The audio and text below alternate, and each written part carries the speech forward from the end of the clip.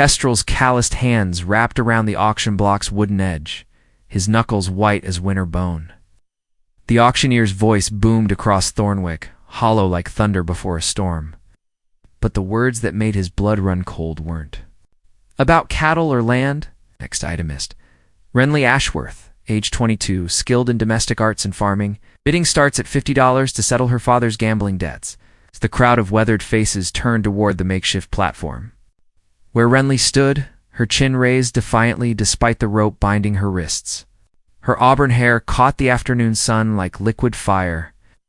In those emerald eyes that had haunted Kestrel's dreams for 3 years, now blazed with fury rather than fear. She wore her best Sunday dress, the pale blue one she'd sewn herself. But it couldn't hide the bruise blooming purple along her left cheek, where her father's creditor had struck her that morning. 60, called out Mordecai Grimlock, the saloon owner whose breath reeked of whiskey and whose hands wandered where they shouldn't. His gold teeth glinted as he leered at Renly from beneath his black hat. Kestrel's jaw clenched. Known. This day would come, ever since Josiah Ashworth had started frequenting Grimlock's backroom poker games. Losing everything from livestock to land deeds, but knowing and seeing were different beasts entirely. The woman he'd loved since she was 19, the woman who'd kissed him behind the church. After last year's harvest festival and whispered promises of a future together, now stood like chattel before a crowd of vultures. 75. Shouted Barnabas Crowthorne, the mine foreman, whose previous 3 wives had all died under mysterious circumstances. His massive frame cast a shadow across the dirt as he stepped forward. Black eyes fixed on Renly with predatory hunger. Renly's gaze found Kestrel's across the crowd, and in that moment he saw everything her terror beneath the brave facade. Her desperate hope that someone would save her, and her growing realization that her father's debts had made her nothing more than property to be bought and sold. Tears she refused to shed made her eyes glimmer like stars through storm clouds. Kestrel reached for his leather pouch, feeling the meager coins he'd saved from 3 years of cattle driving and odd jobs. $43.16, nearly enough to outbid men who owned businesses and mining claims. His heart hammered against his ribs like a caged bird as the bidding climbed higher. $100, Grimlock's voice cracked. Like a whip, the auctioneer raised his gavel, going once. Astral Stepped forward, his spurs jangling against the packed earth. Wait. Every head turned toward him, the drifter cowboy with sun-darkened skin and eyes the color of storm clouds. His black hat sat low over his brow, and his hand rested on the grip of his Colt .45. He'd worn his best shirt today, the white one Renly had mended for him last spring when he'd torn it on barbed wire while helping her family repair their fence.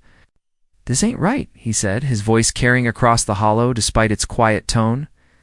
"You can't sell a human being like livestock."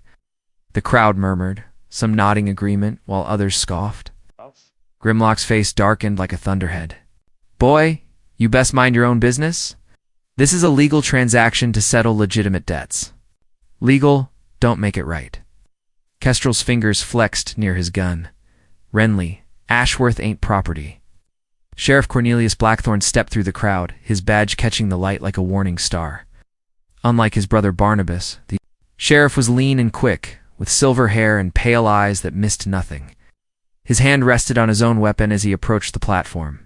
"Now, Kestrel," he said, his voice smooth as snake oil, "this Ashworth situation is unfortunate, but the law is the law. Her father signed the papers fair and square, putting up everything he owned, as collateral including his daughter's hand, in marriage to whoever settles his debts." Renly's gasp cut through the air like broken glass. "What? Papa never told me your papa was desperate?" The sheriff continued, pulling out a crumpled document. $5,000 in gambling. Debts to Mr. Grimlock here, with interest compounding daily. The contract clearly states that if he couldn't pay, his daughter would be wed to whoever covers the debt, giving them legal claim to the Ashworth homestead and all remaining assets. Kestrel felt the world tilt beneath his boots. Marriage by debt was an old practice, barely legal, but still enforced in remote territories where law came second to survival. His mind raced, calculating options like a gambler counting cards. "How much?" he asked. $5,237, Sheriff Blackthorne replied. Plus fees. The crowd fell silent. $5,000 was more money than most of them would see in 5 years. Grimlock chuckled, his confidence returning as he realized the young cowboy couldn't possibly compete. Kestrel, no, Renly's voice broke. You don't have that kind of money? Nobody expects you to? I'll work it off, Kestrel interrupted, stepping closer to the platform. Give me time, and I'll earn every cent. Grimlock laughed, slapping his knee. Boy, it would take you 20 years to earn that kind of money punching cattle. I'm offering cash today. Then let's settle this like men, Kestrel said, his hand moving to his gun belt. Winner takes all. The crowd erupted in shock. Whispers, dueling over a woman wasn't unheard of, but challenging for a debt this size was madness. Grimlock's amusement faded as he realized the cowboy was serious. You're challenging me to a gunfight? Grimlock's voice rose an octave. I'm challenging anyone who thinks they can buy Renly Ashworth, Kestrel replied, his storm-gray eyes sweeping the crowd. Any man here who wants to claim her can face me first.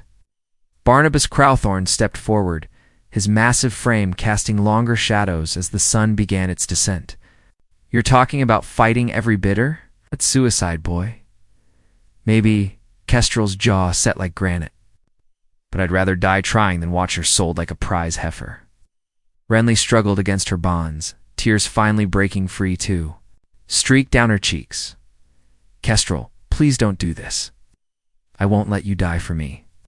He looked up at her, and for a moment the crowd faded away. It was just the two of them, like that night behind the church when she'd confessed her love, and he'd promised to find a way to marry her proper-like, with a preacher and her father's blessing. That dream lay shattered now, but his love for her burned brighter than ever.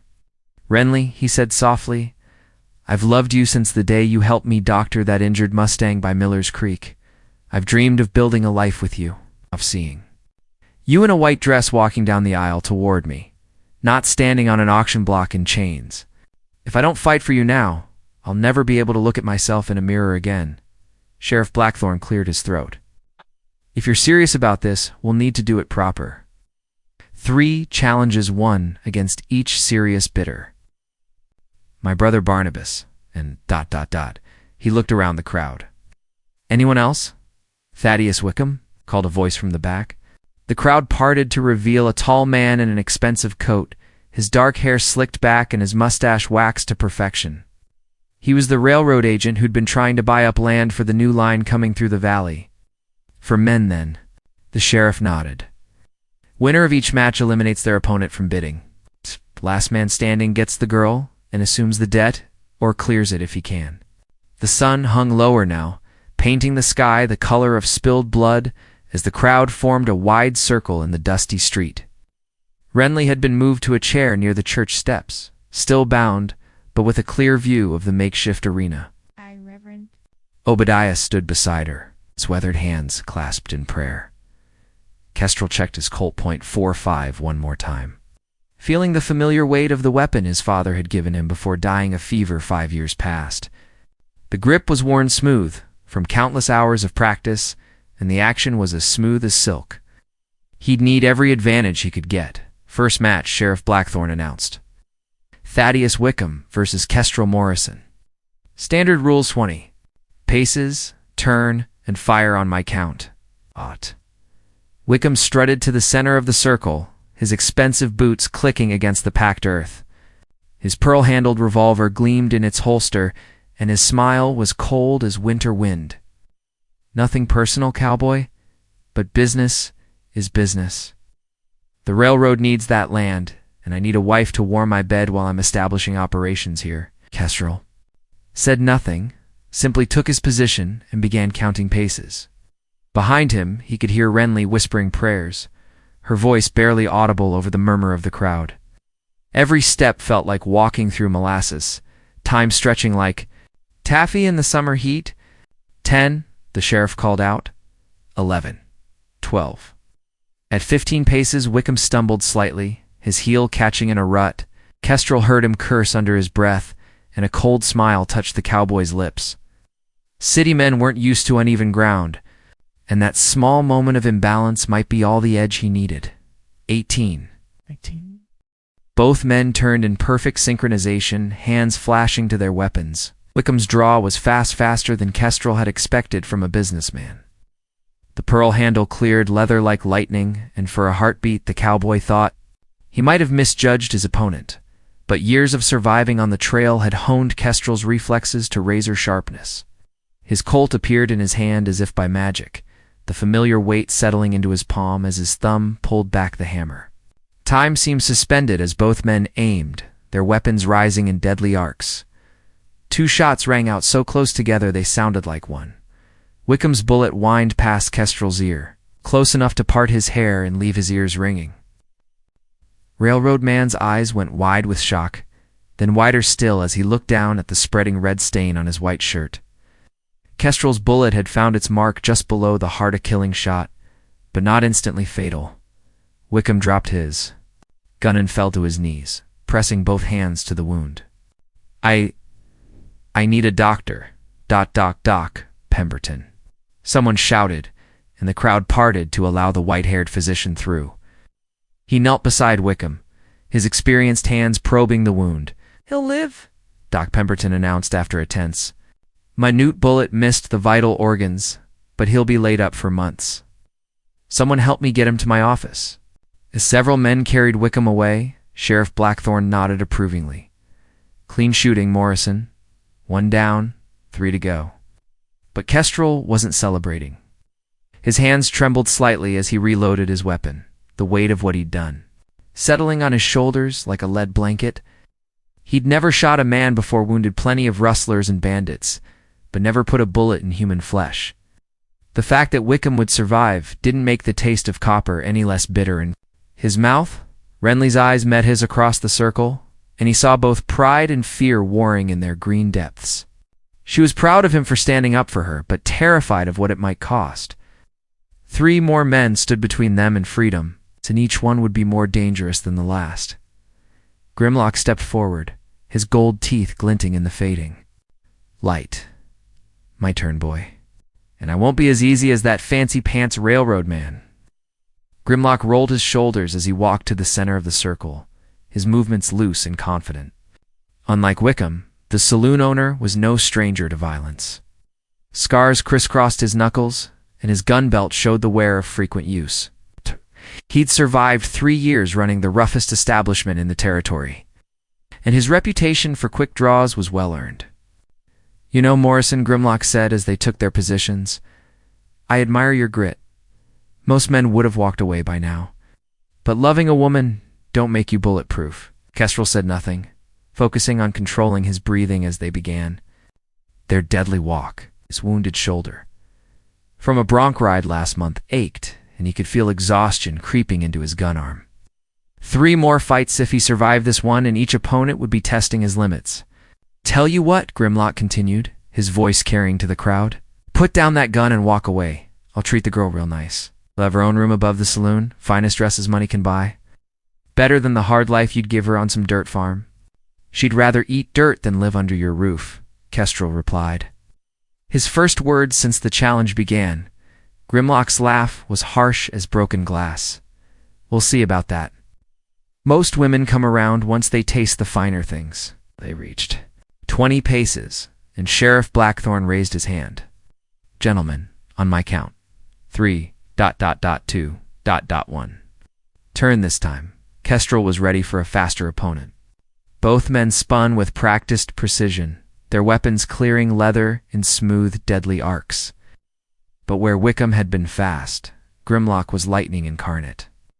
His gun roared first, the muzzle flashed bright as a falling star in the gathering dusk. The bullet burned across Kestrel's ribs, tearing through his shirt and leaving a bloody furrow in its wake. Pain exploded through his side, but he didn't let it throw off his aim. His own shot came a split second later, aimed not for the center of mass, but for Code Grimlock's gun hand. The saloon owner's scream echoed off the surrounding buildings as the bullet shattered the bones in his wrist. His weapon went flying, landing in the dust 10 feet away as he clutched his mangled hand to his chest. "My hand," Grimlock wailed, blood streaming between his fingers. "You've ruined my hand." Doc Pemberton hurried over, his medical bag already open. Someone hold him still. I need to see how bad the damage is. As the doctor worked to stop the bleeding, Sheriff Blackthorne approached Kestrel. That was smart shooting, Morrison. Disabling shot instead of a kill. Shows good judgment. Kestrel pressed his hand to his bleeding side, feeling the warm wetness seeping through his shirt. The wound wasn't deep, but it was already making his movements stiff. 2 more opponents, and both of them were deadlier than anyone he'd faced yet. Can you continue? The sheriff asked quietly. I can continue, Kestrel replied, though his voice was tighter than before. Across the circle, Renly had gone pale as moonlight. She could see the blood on his shirt, could see the way he favored his left side. Please, she called out, her voice breaking. Stop this madness. I'm not worth dying for. Kestrel looked at her, seeing the girl who'd brought him soup when he was sick with pneumonia last winter, who'd mended his clothes and listened to his dreams of owning a ranch someday, who'd kissed him with such sweetness that he'd forgotten every hardship he'd ever endured. Yes, you are, he said simply. Barnabas Crowthorne stepped into the circle, his massive frame making the ground shake with each step. The mine foreman was built like a mountain, with hands that could crush rocks and a reputation for violence that made strong men cross the street to avoid him. His gun looked like a toy in his enormous fist. I respect what you're doing, boy, he rumbled, his voice like distant thunder. But I've killed 12 men in fair fights and wounded twice that many. You're brave, but you're about to be dead. Kestrel holstered his weapon and walked toward his mark, each step sending fresh fire through his wounded side. Behind him, he could hear someone in the crowd taking bets on how quickly Crowthorne would finish him. The odds weren't in his favor. But as he took his position and began counting paces, Kestrel remembered something his father had told him years ago. Son, it ain't the size of the dog in the fight that matters, it's the size of the fight in the dog. He had fight in him yet. 20 paces felt like 20 miles, with Barnabas Crowthorne's heavy footsteps echoing behind him. The mine foreman's breathing was audible even at a distance, like a steam engine building pressure. Kestrel could feel the man's presence like a physical weight. Pressing down on his shoulders with each step, the crowd had grown silent, sensing that this fight would be different. Crowthorne wasn't just dangerous, he was death incarnate, a mountain. Of muscle and malice who'd killed more men than some diseases. His reputation stretched from the mining camps to the cattle towns, and smart men stepped aside when he walked past. 15, Sheriff Blackthorne called out.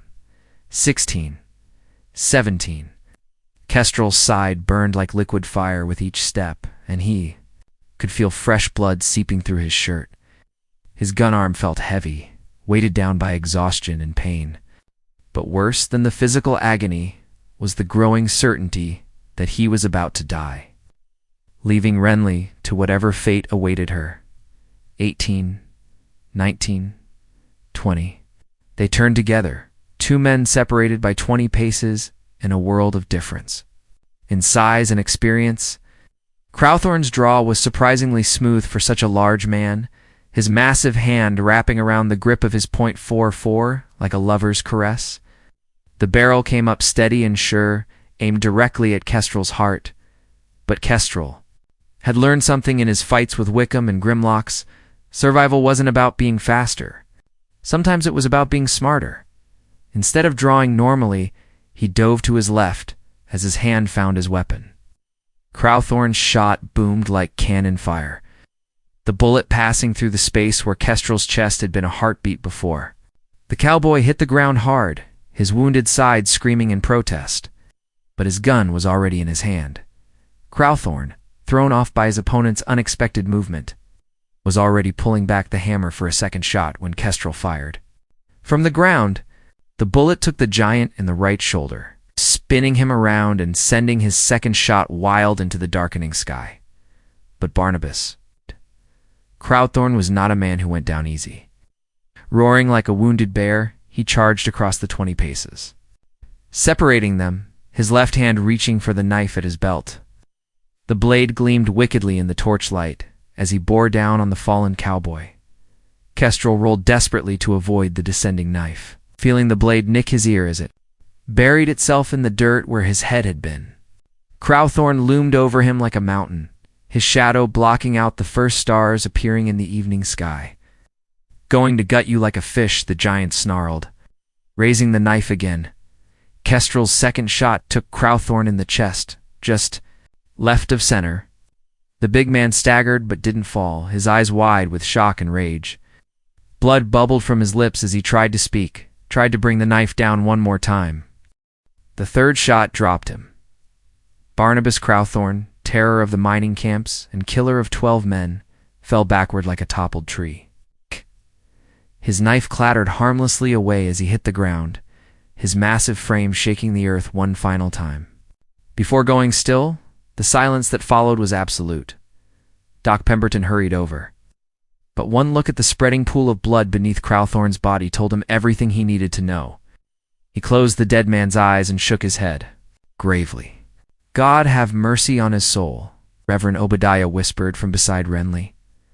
Kestrel struggled to his feet, using his gun barrel to push himself upright. His legs shook like a newborn colt's, and the world tilted dangerously around him. But he was alive, and there was only one man left standing between him and the woman he loved. Sheriff Cornelius Blackthorne stepped into the circle, his pale eyes reflecting the torchlight like chips of ice. Unlike his brother, the sheriff was lean and quick, with the coiled tension of a rattlesnake ready to strike. His gun was well-maintained and perfectly balanced, and his reputation for accuracy was legendary throughout the territory. "3 down, Morrison," the sheriff said quietly, "but I'm afraid this is where your luck runs out. Nothing personal, just business." Kestrel reloaded his weapon with trembling fingers, acutely aware that this was his last stand. Win or lose, it would all be decided in the next few minutes. Around him, the crowd pressed closer, sensing that they were about to witness either a miracle or a tragedy. Renly's voice cut through the tension like a blade. "Sheriff Blackthorne, please. Enough blood has been spilled tonight. Let him go." The sheriff glanced at her, and for a moment, something almost human flickered in his pale eyes. Then it was gone, replaced by the cold calculation of a man who'd worn a badge for 20 years and learned that mercy was a luxury few could afford. "Sorry, miss," he said, "but the law is the law, and debts must be paid." The torches flickered in the evening breeze, casting dancing shadows across the circle as the two men faced each other. Sheriff Blackthorne moved with the fluid grace of a predator, his every step calculated and precise. He'd survived 2 decades as a lawman in one of the most dangerous territories in the West, and his reputation was built on the bodies of men who'd underestimated him. Kestrel could barely stand upright. Blood loss and exhaustion had taken their toll, and his vision wavered like heat shimmer on summer pavement. But his gun hand remained steady, and his resolve burned brighter than the torches surrounding them. The sheriff said conversationally. As they began their walk, "I've been watching you tonight, Morrison. You're good better than I expected, but you're also dying on your feet. Why don't you make this easy on yourself? Draw early, get it over with quick." "Not happening," Kestrel replied through gritted teeth, stubborn to the end. "I can respect that." Blackthorne's voice carried a note of genuine admiration. "Admiration. Always said you had sand. Too bad it won't be enough." They reached the halfway point, 10 paces each, when something unexpected happened. A commotion erupted from the crowd near the church steps, and Renly's voice rang out clear and strong. "Wait. I have something to say." Both men paused, turning toward the sound. Renly had somehow worked free of her bonds and now stood beside her chair, her auburn hair wild and her green eyes blazing with determination. "This has gone far enough," she declared, her voice carrying to every corner of the hollow. "Too much. Blood has been spilled. And for what? Because my father was a fool and a coward? Because men think they can buy and sell women like cattle?" She stepped forward, and the crowd parted before her like the Red Sea. "Sheriff Blackthorne, you talk about the law, but what law gives you the right to auction off a human being? What law says a woman's life is worth less than poker chips and whiskey?" The sheriff's jaw tightened. "The law your father agreed to when he signed that contract, legal debts require legal payment. Then let me pay it myself." Renly reached into her dress and pulled out a folded paper. "This is the deed to my mother's property, The 20 acres she left me when she died. It's worth $6,000, more than enough to cover Papa's debts." A shocked murmur ran through the crowd. Sheriff Blackthorn's eyes narrowed as he examined the document she offered. This property was supposed to be part of the collateral read. "The contract again," Renly interrupted. "Papa could only put up what was legally his. Mama left that land to me in her will, with specific instructions that it could never be wagered or used as collateral by anyone but me. It's mine free and clear." Doc Pemberton stepped forward, his weathered face creased with concern. "Is that true, Sheriff? Can she do that?" Blackthorn studied the deed with the careful attention of a man who'd learned to read legal documents the hard way. After what felt like an eternity, he nodded grudgingly. "The deed appears legitimate, and if the will's specifically protected, it ... double quotes. He trailed off, clearly frustrated by this unexpected development. "Then the debt can be settled without bloodshed," Reverend Obadiah said, stepping beside Renly. "No more killing, Sheriff. This young woman has offered fair payment." But Grimlock, still nursing his shattered hand, pushed forward with his good arm. "Wait just a damn minute. That land ain't worth $6,000. It's rocky soil, barely good.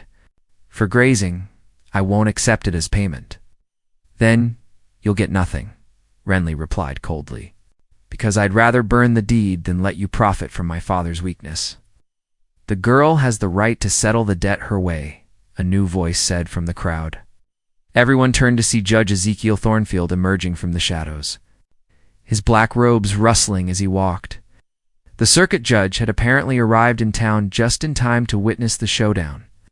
"Your Honor," Sheriff Blackthorn said respectfully, "I wasn't aware you were in town. Rode in an hour ago and heard about this ... auction." The judge's voice dripped with disgust. "Sheriff, I'm ashamed that you would allow such a spectacle in your territory. Miss Ashworth, your deed is indeed valid, and your offer more than settles any legitimate debt." Grimlock sputtered in protest, but the judge silenced him with a look that could have frozen hellfire. "Mr. Grimlock, you'll accept the lady's payment or find yourself facing charges for attempted human trafficking. The choice is yours." Faced with the judge's authority and the hostile crowd, Grimlock had no choice but to accept the deed with poor grace. As he slunk away into the darkness, still cursing under his breath, the crowd began to disperse. But Kestrel remained where he stood, swaying on his feet as the adrenaline finally began to fade. The pain in his side felt like molten lead, and black spots danced at the edges of his vision. "Kestrel!" Renly ran to him just as his knees buckled, catching him as he fell and cradling his head in her lap. "Doc Pemberton, please." 3 weeks later, Kestrel sat on the porch of Doc Pemberton's house, his ribs still bound but his strength slowly returning. The evening air carried the scent of honeysuckle and the distant sound of cattle lowing in the fields beyond Thornwick Hollow. It was peaceful, the kind of peace he'd dreamed of during long nights on the cattle trail. Renly emerged from the kitchen, carrying 2 cups of coffee, her face radiant with the kind of happiness that comes only after surviving the unthinkable. She'd moved in with the doc's wife to help nurse Kestrel back to health, though everyone in town knew it was really an excuse to spend time together without scandal. "How are you feeling?" she asked, settling into the chair beside him. "Got trampled by a herd of longhorns," he admitted, accepting the coffee gratefully. "But alive. That's more than I expected 3 weeks ago." They sat in comfortable silence for a while, watching the sun paint the sky in shades of gold and crimson. Finally, Renly spoke the words that had been hanging between them like morning mist. "I can't believe you were willing to die for me." Kestrel turned to look at her, seeing the woman who'd stolen his heart with her kindness and kept it with her courage. "Renly, I'd face down the devil himself if it meant keeping you safe." "You nearly did," she replied softly. "Barnabas Crowthorne was about as close to the devil as makes no difference. What's done is done." Kestrel reached over and took her hand, marveling at how perfectly it fit in his. "What matters now is what comes next." Renly's cheeks colored prettily.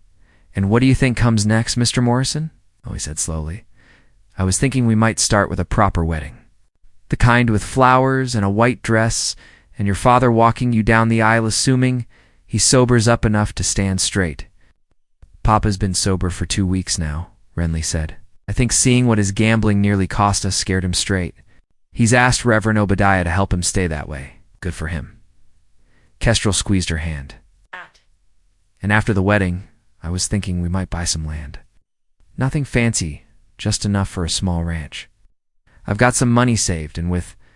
What do you got for your mother's property after settling the debt? We'd have enough for a good start, Renly finished, her eyes shining with dreams they could finally dare to dream. Cattle or horses? Both, maybe? And chickens, definitely. You make the best fried chicken in 3 counties, she laughed. The sound like silver bells in the evening air. Flattery will get you everywhere, cowboy. I hope so, he said, growing serious. Because I want to get everywhere with you, Renly. Every sunrise, every sunset, every ordinary day, and every special one. I want to build something lasting with you. Instead of answering with words, she leaned over and kissed him, tasting of coffee. And promises, and the sweetest kind of forever. When they finally broke apart, both were breathless and grinning like fools. Is that a yes? Kestrel asked. That's a yes to everything, she whispered against his lips. The wedding, the ranch, the chickens, the whole beautiful life we're going to build together. As if summoned by their happiness, Reverend Obadiah appeared at the garden gate, his weathered face creased in a smile. Evening, folks. Hope I'm not interrupting. Not at all, Reverend, Renly called out. In fact, you're just the man we wanted to see. We have a wedding to plan, do you now? The old preacher's eyes twinkled. I suppose after all the excitement we've had lately, the town could use a proper celebration. When were you thinking?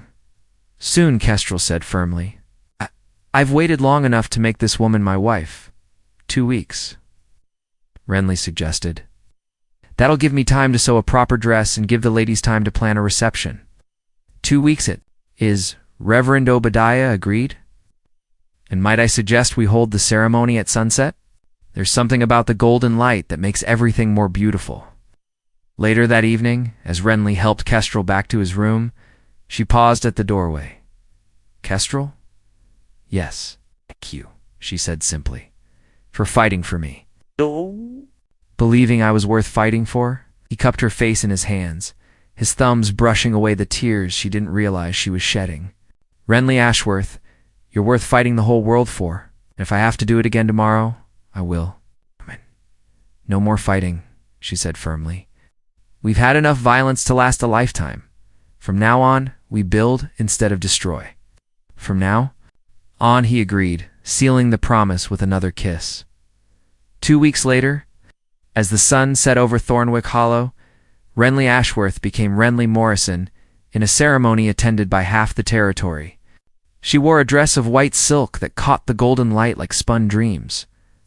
And Kestrel wore his best suit with a smile that could have outshone the sun. And in the years that followed, as they built their ranch and raised their children and grew old together, the story of the cowboy who fought at Auction Hill became legend. But to them, it was simply the beginning of the greatest love story ever written in the dust and dreams of the American frontier. Their love had been tested by fire and proven true as steel. And that, more than any gunfight or grand gesture, was the real victory.